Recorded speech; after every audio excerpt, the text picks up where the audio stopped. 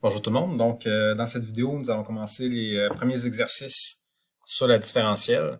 Donc, si ce n'est pas déjà le cas, vous pouvez aller voir la vidéo sur l'introduction de qu'est-ce que la différentielle, etc.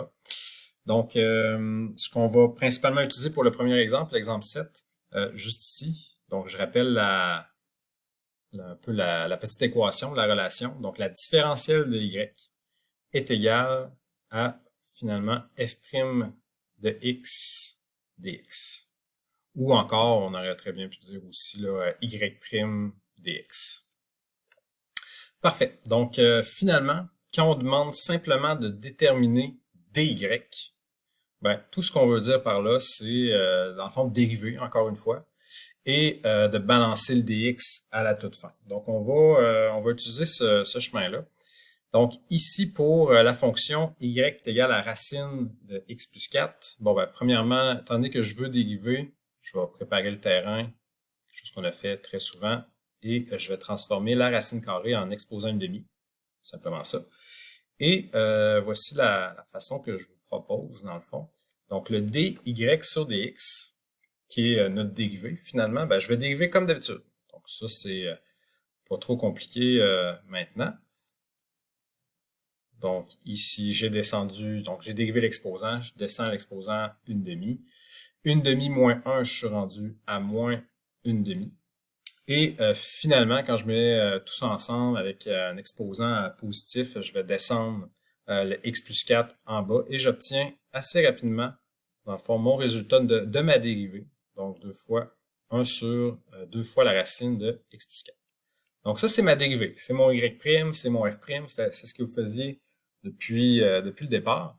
Et simplement, ce que je vais faire, okay, donc mon dy sur dx qui est égal à ça, ben, je balance mon dx de l'autre côté.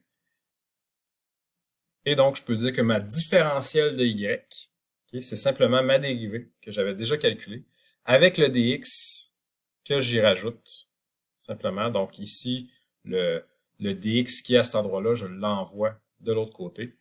Et ma dérivée est encore là, évidemment, comme ça.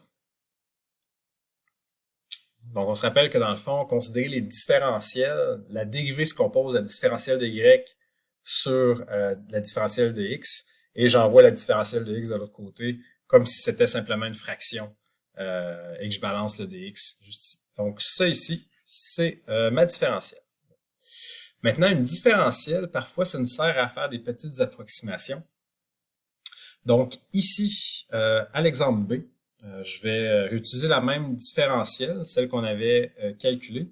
Et ici, remarquez qu'il nous demande vraiment pour une valeur de x très précis et un dx très précis. Donc ici, là, simplement, ce qu'on cherche à faire, c'est calculer la différentielle. Dans notre résultat différentiel, ben, j'ai du x et j'ai du dx.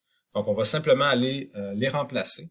On va utiliser une manière de le noter qu'on avait déjà utilisé. Donc, je mets du dy, ma petite barre x qui vaut 0, comme on me le demande, et le dx, juste ici, comme ça, qui vaut 0,5.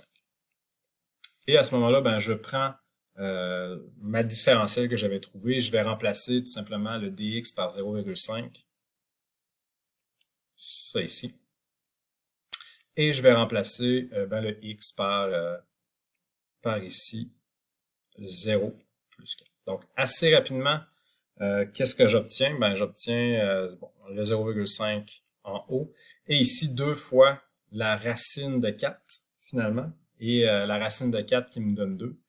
Et j'obtiens 2 fois 2 et je reviens à 4 au dénominateur. Donc, ici, j'avais 2 fois et ici, la racine de 4 qui me donne 2, donc 2 fois 2, 4 en bas.